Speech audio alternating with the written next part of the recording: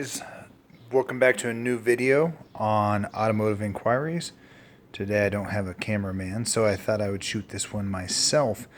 This is basically a replacement filter exchange or a drop-in aftermarket filter in a stock airbox for the Kia Stinger. Now this will work for 2018 to 2020, and you're only going to need a handful of things.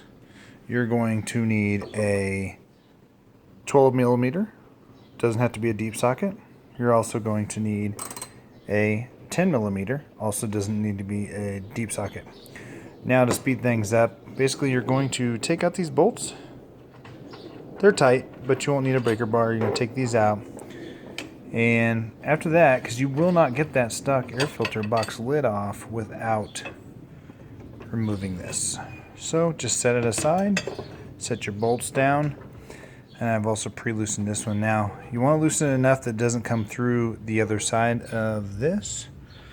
If it does, you just have to pinch it back together and tighten it back down. But then there's a groove here. So later when you line up your spots, you're just going to make sure that you do that.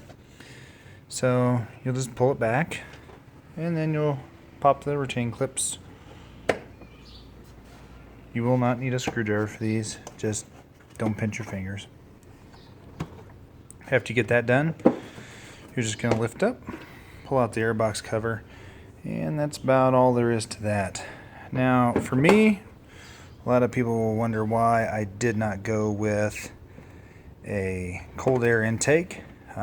Cold air intakes, frankly, don't really work all that well, and most of them are glam. They're just there to look cool, make a lot of blow-off sound, but filtration-wise, if they don't have a good ISO standard, you really got to watch out, because it has to meet the original manufacturer equipment standard. And if it doesn't, and you burn up a turbo or suck something down the intake into your motor, that's catastrophic. They will not back you.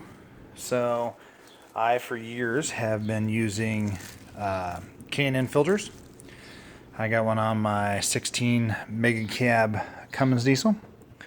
And in this instance, I went back with a K&N drop-in.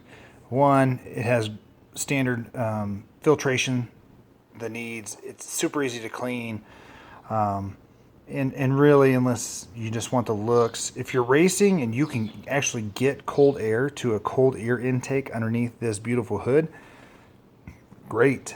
But hot air, less oxygen, not very good. And most of those companies that are selling a $50, $60, even $150 intake, ram air or something like that, or cold air intake, their ISO standards are garbage, and you could damage your motor. And I don't know about you, but I don't think that's worth it. So I went back with the K&N drop-in. K&N does make a short air ram intake that you can buy and use, but again, unless you're getting cold air to that actual cold air intake, hot air is not as good.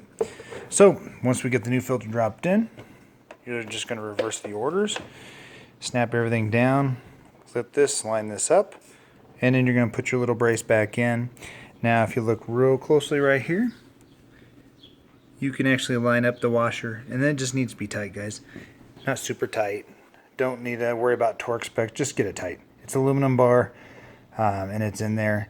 And then what I would always recommend, if you do a standard drop-in filter that's reusable or cleanable, like the K&N, make sure you keep your stock filter for the handful of days when you do clean it and wash it. It's going to take 2 or 3 days for it to dry before you can oil it, and you'll have a perfectly good filter there to use. So if you have any questions, comment below. I will get back to you as soon as I can, guys. Again, I work nights, and I try and get back to questions as quick as I can. But again, this is just a filter replacement or a drop-in filter. I gave you my 2 cents on cold air intakes, but that's up to you guys, and we'll see you next time.